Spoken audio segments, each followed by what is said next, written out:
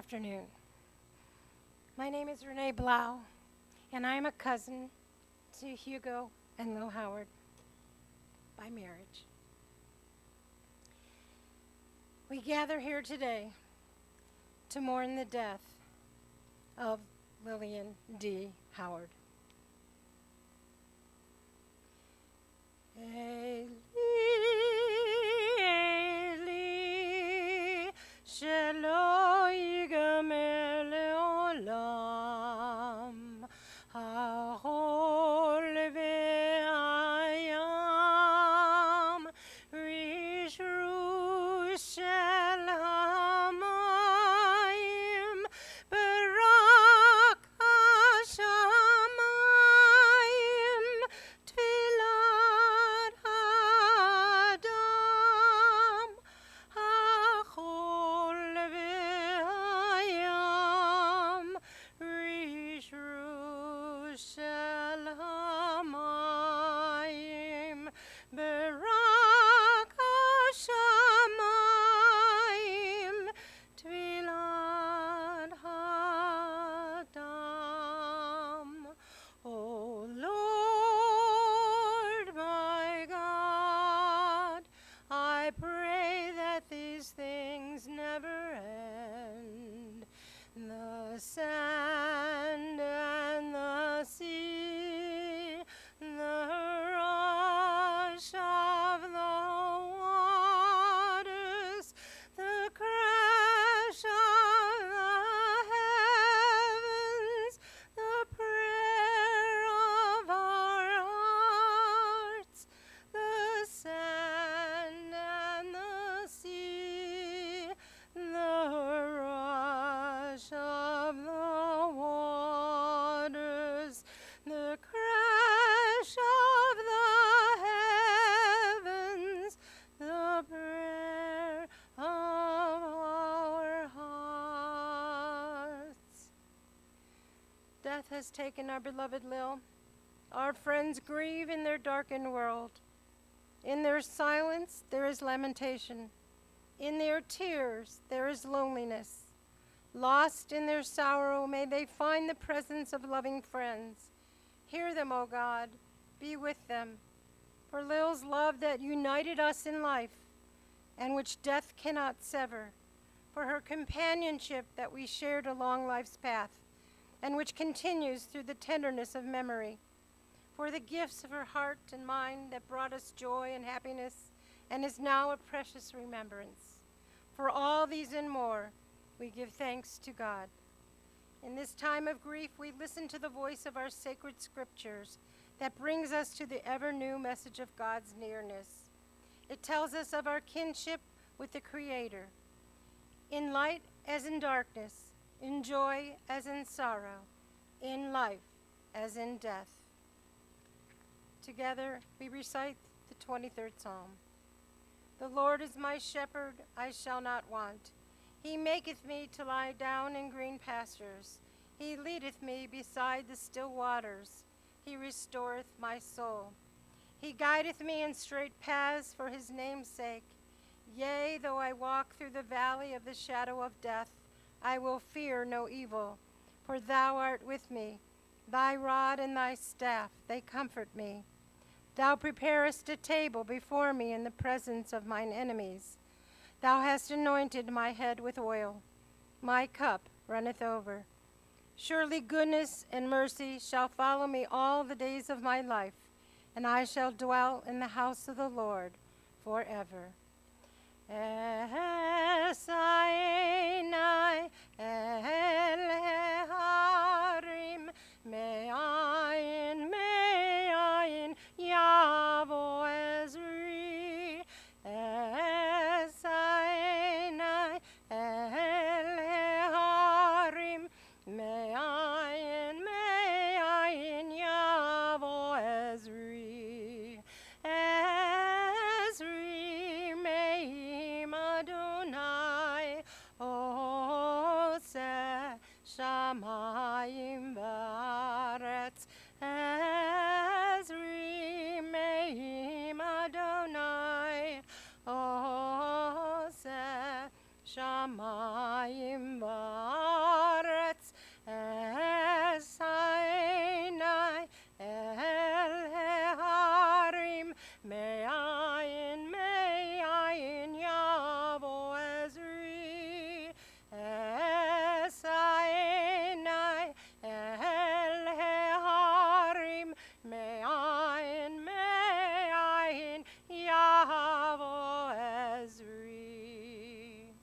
I just sang was Psalm 121, and it translates to this.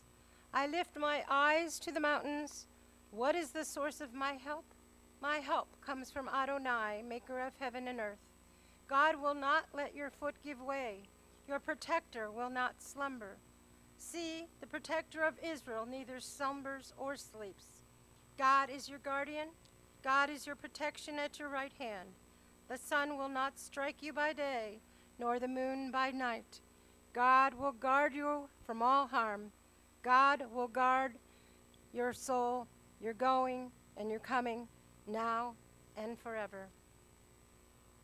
For everything there is a season, a time for every experience under heaven, a time to be born and a time to die, a time to plant and a time to uproot what is planted, a time to tear down and a time to build up, a time to weep and a time to laugh, a time to grieve and a time to dance, a time to throw stones and a time to gather stones, a time to embrace and a time to refrain from embracing, a time to seek and a time to lose, a time to keep and a time to discard, a time to tear and a time to sow, a time to keep silence and a time to speak.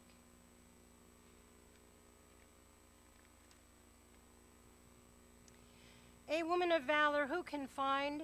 She is more precious than fine pearls. Her husband trusts in her, and so he lacks nothing. She does him good, never harm, all the days of her life. She perceives that her labor is rewarding. Her candle burns on into the night. She reaches out to those in need and extends her hands to the poor. She is clothed in strength and in dignity, and she faces the future cheerfully. She speaks with wisdom, and the law of kindness is on her lips. Her children rise up and bless her. Her husband sings her praises, and many daughters have done valiantly, but you excel them all. In the rising of the sun and in its going down, please respond with me, we remember her. In the blowing of the wind and in the chill of winter, we remember her. In the opening of buds and in the rebirth of spring, we remember her. In the rustling of the leaves and in the beauty of autumn, we remember her. In the beginning of the year and when it ends, we remember her. When we are weary and in need of strength, we remember her. When we are lost and sick at heart, we remember her. When we have joys we yearn to share, we remember her. So as long as we live, they too shall live, for they are now a part of us as we remember her. We are here today to remember with deep love and affection our dear Lil. Lil was born in Cleveland, Ohio, to Harry and Minnie Staffman. She resided with her parents, her brother Sidney, whom we wish a refuah shlema, a healing. In their home around 105th Street, she and her family were members of Park Synagogue before it was even called Park Synagogue, and she and Hugo still attended services there until very recently. Lil was an avid learner and went to college to become a teacher. She taught in the Cleveland Public Schools and moved on to become an assistant principal at South High and John Hay. She retired from teaching school, but she never stopped teaching. Even to this day, she was working alongside college students who have been coming to interview her about her life as a senior citizen. Her charm and charisma were admired by all she brought into her life, and that was just about everyone. During her teenage years, she was very good friends with Sally Blau, who introduced her to Hugo, her future husband. She was a matchmaker of sorts. In 1972, Hugo came to the States from London, England, with his mom, to visit relatives in Cleveland, Ohio. Sally and Dawn and Lil and Hugo went on a double date to Queen Park to go dancing. And after that night, they continued to dance their way through life together. They were known as the dancers, as Hugo would say. From their many cruises to Legacy Village on a Friday or Saturday night during the summer, and recently even at the Myers Apartments. It always put a smile on everyone's face. Their courtship had some ups and downs. When Hugo came to live in the United States, he tried to work without a green card. He was a great salesman at Jaguar Cleveland, selling cars, but someone turned him in, and he had to go to Canada until Lil could arrange for a fiance's visa. Lil would get in the car almost every Friday afternoon after school and drive up to Toronto to see him. Eventually, the visa was issued and they were married on June 24th, 1973. This coming June, they would have been married 46 years. I will never forget their anniversary because Steve and I share the same anniversary date, just 34 years apart. In speaking to many people who loved Lil, the same theme prevailed throughout Lil's life, which was all about family, friends, food in capital letters, and fun. Let's take the family first. Since Lil and Hugo had no biological children together, she became a mom or a second mom to many of her nieces and nephews, great-nieces and nephews, and cousins. Nephews Mitchell and Stuart Staffman will tell their stories in just a bit. Cousin Toby will fill us in on some of her earlier years. Sidney, her brother, and his wife Esther's children became her children.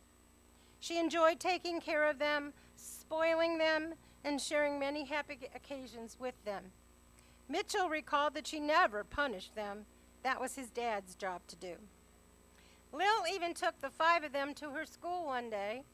They were in awe of how well respected she was by her students and staff. Her niece Stacy also agrees that Lil was like a second mother to her and her sister Amy. Sometime after Stacy's first year in college at Kent State, Auntie Lil and Stacy were driving together in the car, and Stacy was questioning her future career choice. They happened to be driving past a school for dental careers, and Lil suggested she go into dental hygiene. Ironically, when Stacy and Steve moved back to Cleveland, Stacy applied for a job in a dental office. When Lil asked her where it was, she told Lil it was working for some dentist named Dr. Skrull. Lil said, "That's my dentist," and of course quickly got on the phone and gave Stacy a glowing recommendation.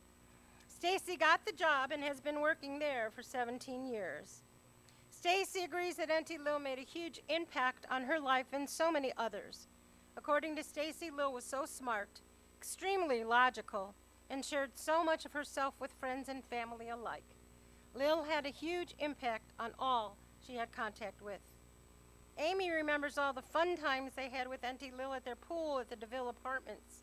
Afterwards, Lil would give them jelly candies and button candy. Amy stated that Lil was a calm, cool, collective person, rather neat in her eyes. She describes Lil as having a cool demeanor, especially on those family trips in Toronto. With Aunt Lil, we had some great times at Meadow Headlands Beach, Cedar Point, where they drank Shirley Temples, and just lots of close-knit family time together. Hugo had 2 children with his first wife, and Lil embraced his kids, Ian and Adam, like her own. When Ian and Stephanie got married, Lil and Hugo were there. When Paul and Sean were born, Lil and Hugo were there. They loved being grandparents, and they too went on vacations to Six Flags and Cedar Point. Lil and Hugo loved being grandparents. Ian also stated that Lil was like a second mother to him. He felt he had 2 mums, one in England and one across the pond. Stephanie describes Lil as a diamond, a good person whom everybody loved. Lil displayed her beautiful family in picture montages all throughout their apartment. Stacy and Steve's children, Beth and Adam, were also recall the times when Lil would pick them up from school and take them out to eat. They had a great deal of fun swimming in the pool, throwing water balloons, and having jelly candy and dots. Adam said that Aunt Lil was a very classy lady. Lil was a catalyst for bringing family together. Even yesterday, after leaving Amy and Steve's house, after sharing a wonderful dinner together, I said to Steve, "Lil did this. She is the reason we were all together." And earlier in the day, she brought the Staffman family together, Toby and her daughters, Jamie and Anna, Steve and I, and Ian and Stephanie, and Hugo and Kim, together at Aurelia's house to talk and to reminisce and to enjoy what Lil had created. As for friends, Lil had many good friends, spanning a lifetime. Besides Sally, whom I mentioned earlier, she had very good friendships with Bee, Jenna, Judy, and Mim. I know she went on some wild vacations with Bee and Jenna. Adam even told us about the cool purple convertible she drove cross-country in. She and her friends went on many vacations together in her younger, wilder years. Judy was a dear friend who recently passed, and Lil became executrix of her will. She, Kim, and a friend of Kim's spent many hours cleaning up, organizing, and arranging to sell Judy's house and everything in it. It was a huge undertaking, but Lil persevered for her friend. Her friend Mim and she spoke every night on the phone. They shared a lot of things and supported each other through some very difficult times. I'm sure I've left out many friends that are here today. Know that you are a true friend. You had a true friend in Lil. She was the kind of friend you will always keep close to your hearts. Okay, here's the big thing that came through in every person I spoke with. Food. Lil was the hostess with the mostest. I believe this was one of Lil's greatest gifts. Everyone mentioned something that Lil cooked, baked, or prepared for her family and friends. Stacy remembers Lil teaching her to cook, standing behind her to make sure Stacy was doing it properly. Stacy's children, Beth and Adam, remember the wonderful birthday party she had at the DeVille party room for them, and the amazing cakes that she made. Stefan and Ian remembered that Lil taught them how to make cheese pie and Luxenkugel. The first M&Ms they ever had were introduced to them by Lil. At Sean or Paul's bar mitzvah, we're not sure which, the cake got messed up, and Lil came to the rescue and fixed it up. Must have been those cake decorating classes she took. The staff's siblings also remember the birthday cakes Lil made, the nut horns, the sponge cakes, and the amazing chopped liver she brought every Thanksgiving. Lil and Hugo would also host a Friday morning brunch after Thanksgiving, serving salami and eggs, chocolate bread, and many, many more delicacies on which to feast. Ellen reminded us of the salt chicken she made by putting the chicken in a plastic bag with flour and seasonings and then massaging it before baking it. Mitch also remembers doing lawn work in exchange for mini hot dogs and perhaps a cherry pie made from cherries picked from her very own yard. Our Saturday morning breakfasts out with Aurelia and Julio, Sandy, Steve, and I were epic.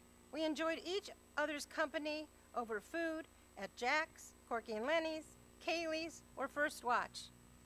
Even last night in my own kitchen, I found myself thinking of Lil while making desserts, because in front of me on the counter was her plastic sugar and flour containers that she gave me when she moved to Myers. She said, "You use it. I don't plan on ever baking here."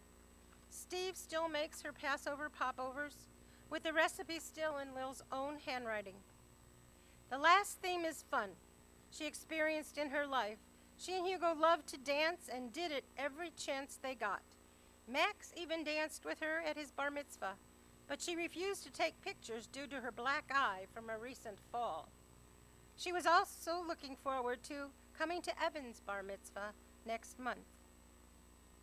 They enjoyed going to movies, playing cards with Sally and Don, being part of many organizations, and often taking on positions of importance in those organizations. Her life was full of family, friends, food, and fun. We will miss you, Lil. We already do. Your light here on earth has been extinguished, but we will keep it forever shining within our hearts. Rest in peace, Lil. At this time, I'd like to call up Cousin Toby to say a few words.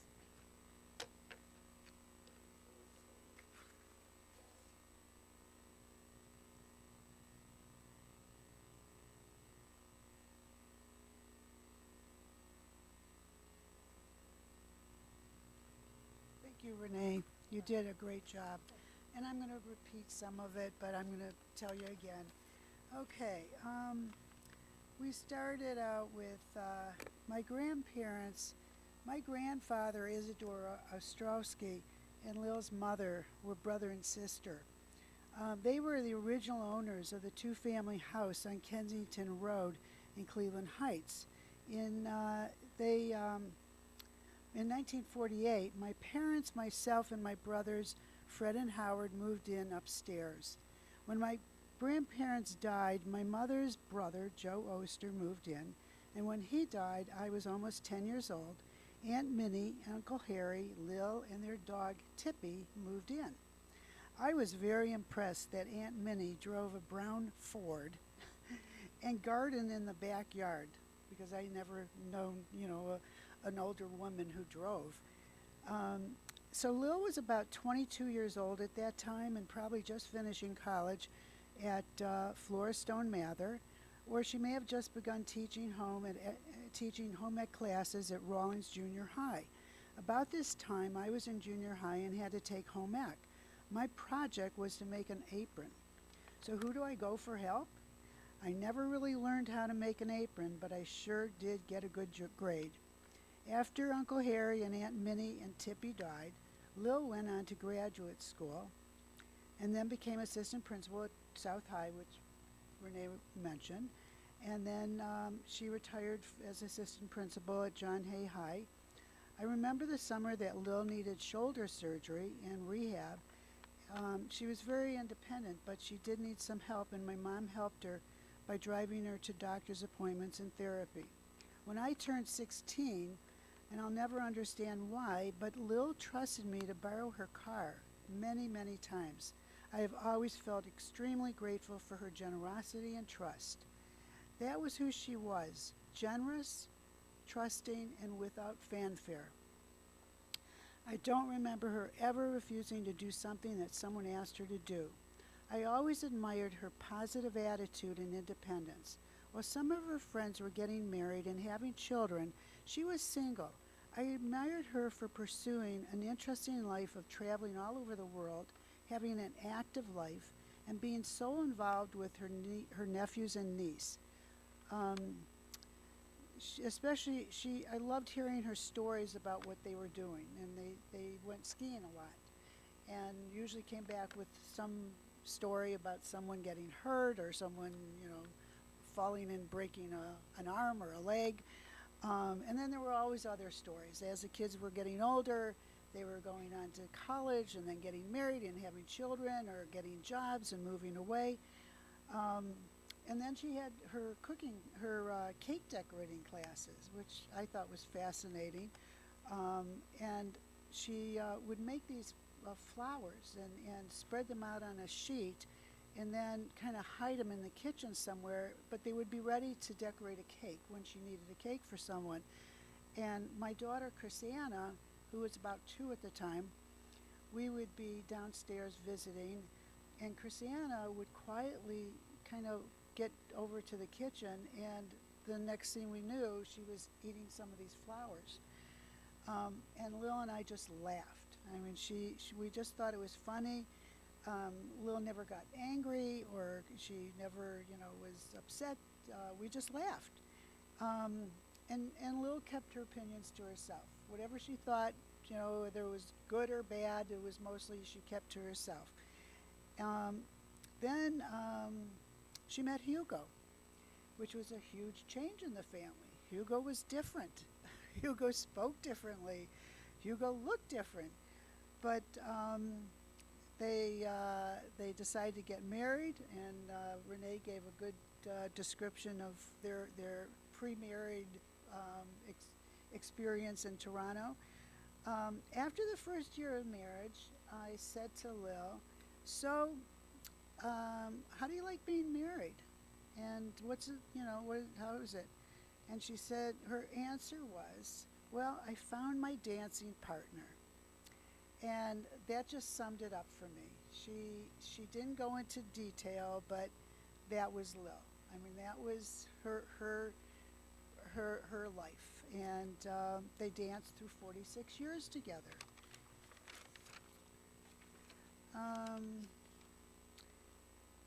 She had a very close relationship and loving relationship with our cousins Julio and Aurelia, who were by her side throughout the long hours after the stroke. Hugo's cousins Renee and Steve were also by her side at the hospital, and I felt very good about it because I knew that she was in very good hands. To sum up my life with Lil, I want to say we were 12 years apart in age and very different people in many, many ways. But Lil was a very important person in my life, and I would not be the person today without her influence. I'm extremely grateful for having her in my life, and I will miss her presence always, but she will never be forgotten.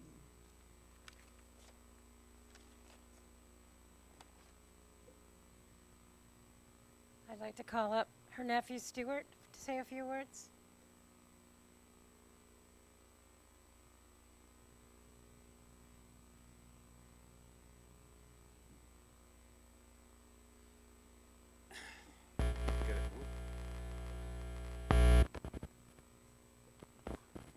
Good afternoon, everyone. Thank you so much for being here today. Renee, that was wonderful. And Toby, thank you so much for all your kind words and those stories. I had thought my Aunt Lillian really loved me until I found out she made me the executor of her estate. That being what it is, I know she really did love me. My memories of my Auntie Lil are both vast and fond, as I'm sure it is with most everyone here. But if I have to think of a word that best describes my Auntie Lil, and there are certainly many, the one that prevails, the one that comes to mind, is calm. She was always calm. No matter what the situation was, that nice, calm demeanor always prevailed.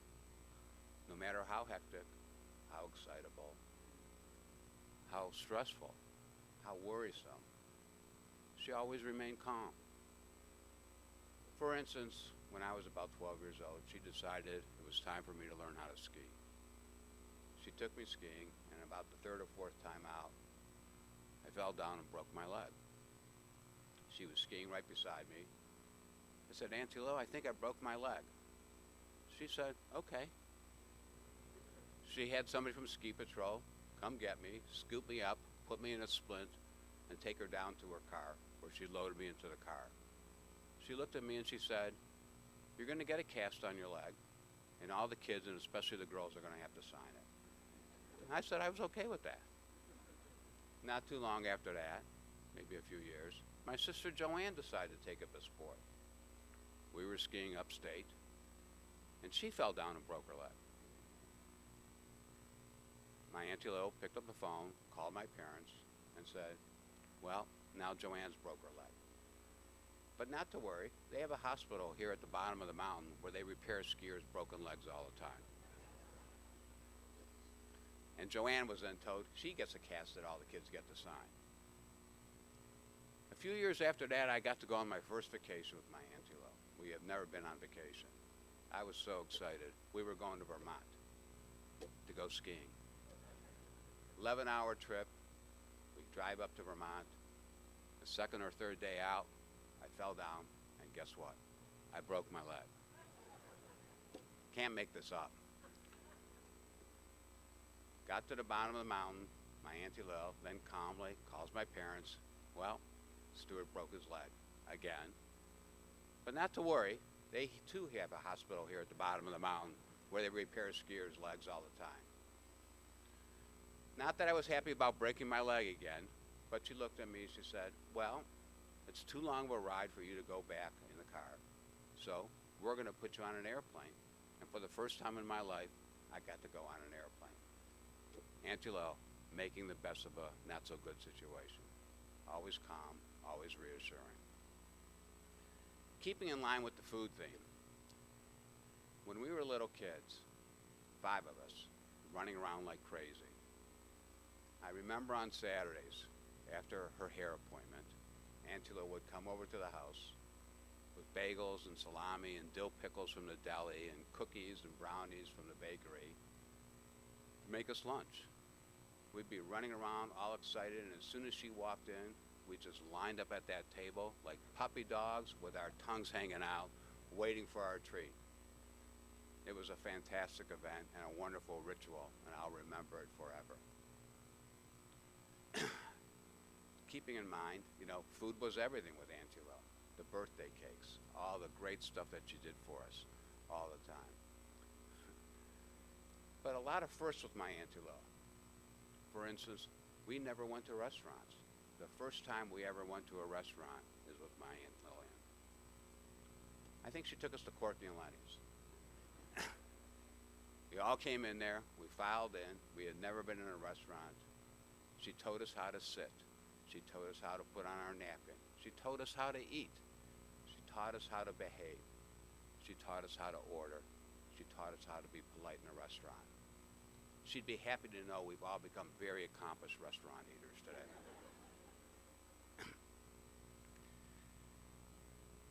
When I had just got my driver's license, it was just before Aunt Lillian and Hugo got married. And I remember after the ceremony, Aunt Lillian threw me her car keys and said, "Stuart, you're my chauffeur." I'm like, "Really?" She was, of course, thrilled and excited to be married. I was so excited to be her chauffeur, and I got to drive her around that day, and I'm not sure which one of us had a better time.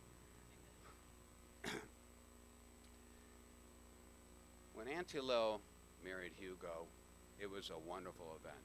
We were so happy for her, and we were so happy she found her match.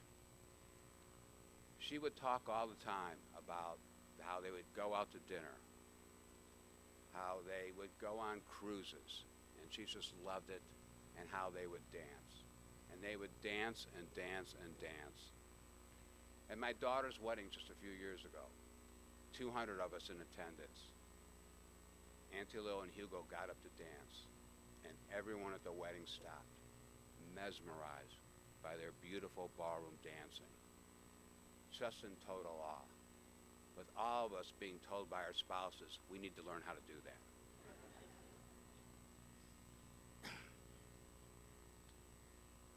I'm going to miss my Auntie Lil. She was a special person. Her calm, easygoing demeanor made her so easy to talk to. She was a special person. All of you here know that, and that's why you're here. I know she'll rest in peace, and I know she'll be very calm. Thank you, everyone.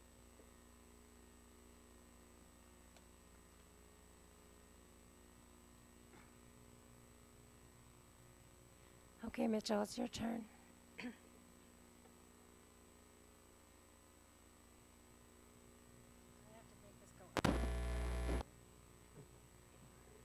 job. Hello, everybody. Good job. Thank you, Renee and Toby and Stu. I'm going to repeat a lot of the same things, unfortunately, but bear with me. So for those of you who don't know me, I'm Mitchell Staffman, one of those nephews. I'm the third of her 5 children, and for reference, I'm the one that was always being punished. Lil, beloved teacher, friend, wife, sister, stepmother, grandmother, cousin, aunt, and neighbor. Yes, neighbor. You see, I honestly don't believe anybody who knew Lil didn't love her. She was an amazing lady. She had a zest for life. She loved to travel, dance, cook, bake, throw parties, dine out, dine in, etc., etc. And it wasn't that Lil spent her time pursuing her passions. Instead, I think everything she did it with such passion and pleasure that it became a love. Combine that with an unbelievably great disposition, a natural grace and class about her, and then throw in her tremendous warmth, and well, you end up with Lil. And did I mention nice? I don't think I've ever heard her say a bad word to or about anyone. I wonder what that would be like. As terrific as Lil was, Auntie Lil was another level. She was off the charts. Every Saturday from 11 to 3 or so was Auntie Lil time. Mom would get a break and a few hours out of the house, and we would get Auntie Lil, and as Stuart said, Auntie Lil time and salami sandwiches on a bagel with perfectly sliced pickles. Every birthday we would get Aunt Lil and her expertly baked and decorated birthday cakes. Every holiday, Aunt Lil and nut horn, sponge cake, chocolate cake, brownies, etc. When she cooked for us, there was the Aunt Lillian salad, her baked chicken, and her famous chopped liver. She would give my parents a night off and take us to a dinner or even a weekend and take us to Cedar Point or the like. Had it not been for Auntie Lil, we might never have learned there were restaurants or hotels out there. As much as we all loved the food, it was never really about the cake or the salad or the salami sandwich or even the restaurants. It was simply being with Auntie Lil that we all loved, and that never changed. We all always cherished her. When we got a bit older, I was in the middle school, I think, when Lil and Hugo got married. Hugo became her soulmate and life partner. Nothing changed for us, though. We just had double the pleasure for our Auntie Lil and now Uncle Hugo times. As we went off to college and then moved out of town to pursue our careers, those times were less frequent, but no less special. Thanksgiving wasn't automatic, as were weddings, bar bat mitzvahs, and all family celebrations. When any of us came home to visit Mom and Dad, it would be unheard of not to try and stop and see Lil and Hugo. My wife and I came home to see Mom and Dad last Saturday, as Dad had just entered rehab after 12 days in the hospital. On Sunday, Ann and I picked up Lil and brought her to the rehab facility to see Mom and Dad. We had a family FaceTime call arranged by my sister Joanne, so most of the family saw Lil on Sunday. When we hung up that call, we had no idea it would be our final goodbye to her. We were all heartbroken at our sudden loss. However, my siblings and I also know we were extremely blessed to have her in our lives for the last 60 years. Our spouses and our children also feel extremely lucky to have known and loved Lil. As I said before, knowing her and loving her were synonymous. We also all take solace knowing that Lil lived life to the fullest for 86 years. The five of us siblings get along great now. But I can very safely say there is almost nothing we all agree upon. And there's certainly absolutely nothing we and our spouses and all our children all agree upon. Aunt Lil is the exception. We all agree there is no better person and there is no warmer place in our hearts. Now, Lillian, you were the best. We love you.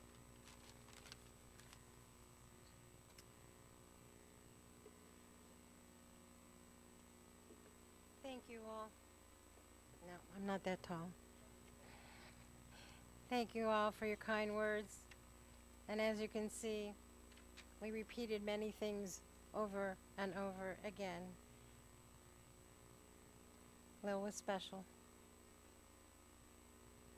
Birth is a beginning and death a destination, but life is a journey, a going, a growing from stage to stage, from childhood to maturity and youth to age, from innocence to awareness and ignorance to knowing, from foolishness to discretion and then perhaps to wisdom, from weakness to strength or strength to weakness and often back again, from health to sickness and back we pray to health again, from offense to forgiveness, from loneliness to love, from joy to gratitude, from pain to compassion, and grief to understanding, from fear to faith, from defeat to defeat to defeat, until looking backward or ahead we see that victory lies not at some high place along the way, but in having made that journey, stage by stage, a sacred pilgrimage. Birth is a beginning and death a destination, but life is a journey, a sacred pilgrimage made stage by stage, from birth to death to life everlasting.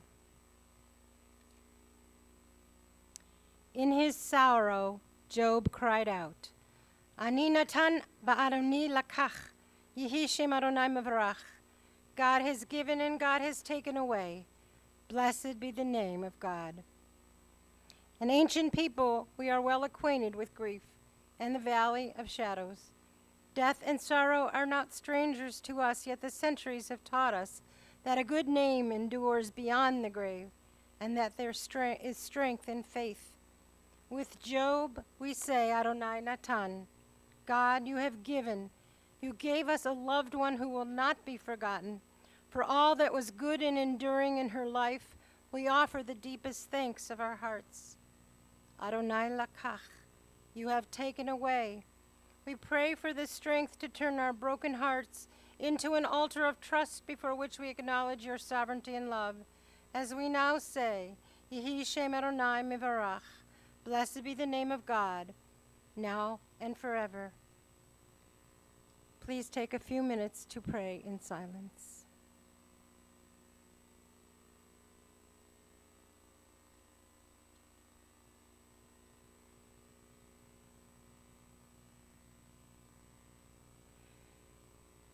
May the words of my mouth and the meditations of my heart be acceptable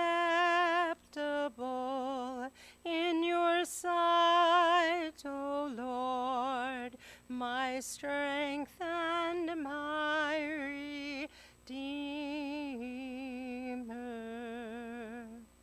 Amen.